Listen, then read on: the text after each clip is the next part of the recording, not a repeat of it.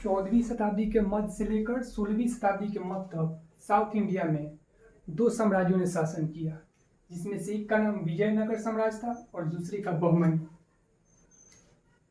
इन दोनों साम्राज्य यहाँ पर कैसे स्थापित हुए और इन दोनों के बीच जो हमेशा झगड़ा होता रहता था उसका कारण क्या था और ये कैसे अंत में खत्म हुए, ये सारी बात हम इस वीडियो में जानेंगे। तो विजयनगर साम्राज्य की स्थापना हरिहर और बुक्का 1336 में करते थे। और इसके पहले हरिहर और बुक्का कहाँ थे? तो हरिहर और बुक्का सबसे पहले वारंगल में थे। वे काकतीय के अंडर वो उनके सामंत थे। ये वारंगल आज का तेलंगाना है। और इसके बाद भी वहां से ये काम्पिनी आते हैं, जो कि आज का मॉडर्न कर्नाटका है। काम्पिली को उस समय मोहम्मद बिन तुगलक अपने कब्जे में लेता है और वहां पर ये इन दोनों भाइयों को कैदी बना लेता है।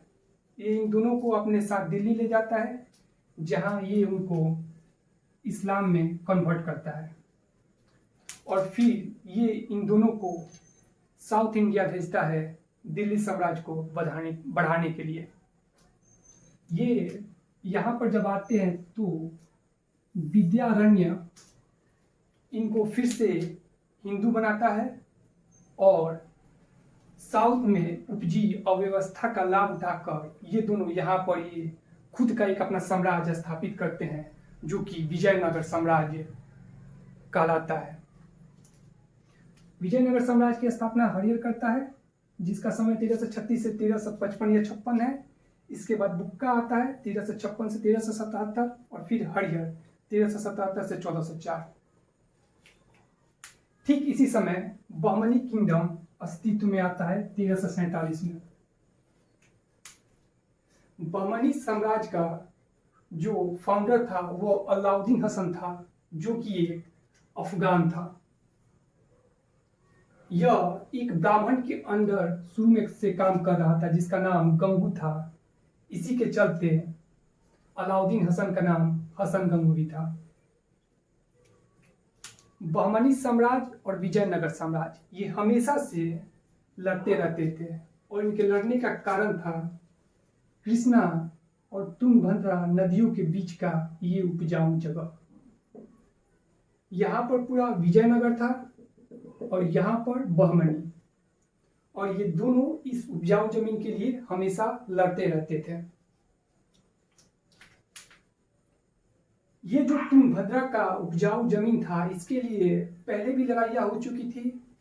वेस्टर्न चालुक्य और चोला इसके लिए पहले लड़ते थे और बाद में होयसाला और यादव भी इस जगह के लिए लड़ते रहे। हरिहर के बाद देवराय फर्स्ट आता है, जिसका समय 1404 से 1422 है और देवराय फर्स्ट बहमनी रूलर फिरोज शाह बहमन से हार जाता है। और यही फिरोज शाह बहमन बहमनी साम्राज्य का सबसे ताकतवर और प्रसिद्ध शासक था। इंडेमिटी के रूप में या फिर शांति समझौते के रूप में देवराय फर्स्ट क्या करता है, ये अपनी बेटी की शादी फिरोज शाह से करता है और साथ ही इस रीजन का एक उपजाऊ जमीन बंकापुर दहेज में दे देता है। इसके पहले गोंडवाना में जो खेरला के रूलर थे, उसने भी अपनी बेटी की शादी फिरोज शाह से की थी, जो कि फिरोज शाह की सबसे चहेती रानियों में से एक थी। ये गोंडवाना इस जगह का नाम इसलिए है क्योंकि यहाँ पर गोंड रहते थे और ये एरिया आज के मध्य प्रदेश में है। और इस जगह का नाम गोंडवाना, यहाँ पर गोंड रहते हैं और यहाँ पर ही सबसे पहले जो गोंडवाना लैंड कॉन्टिनेंट है उसका सबसे पहला एविडेंस यहीं के चट्टानों से मिला था, इसीलिए यहाँ से गोंडवाना लैंड नाम लिया गया है।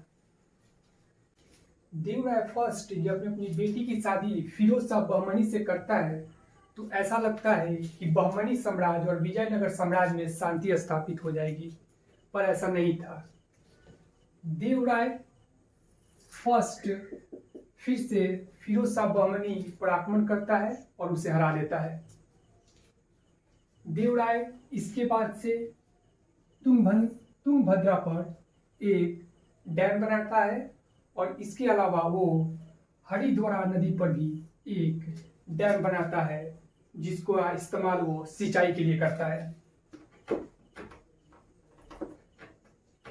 देवराय फर्स्ट के बाद कुछ समय कुछ शासक आते हैं और विजयनगर साम्राज्य में सत्ता के लिए लड़ाई चलती रहती है और एक 3 साल के अंतराल के बाद देवराय सेकेंड आता है जिसका समय काल था 1425 से 1446। यह विजयनगर साम्राज्य का सबसे ताकतवर शासक माना जाता है और ये अपने आर्मी में दिल्ली सल्तनत की बहुत सी खूबियों को शामिल करता है।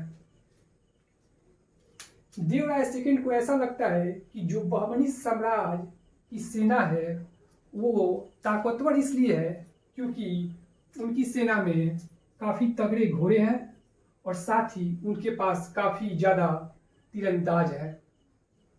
इसलिए वो अपनी सेना में 2000 मुस्लिम घुड़सवारों को शामिल करता है और उन्हें अपने राज्य में जागीर देता है।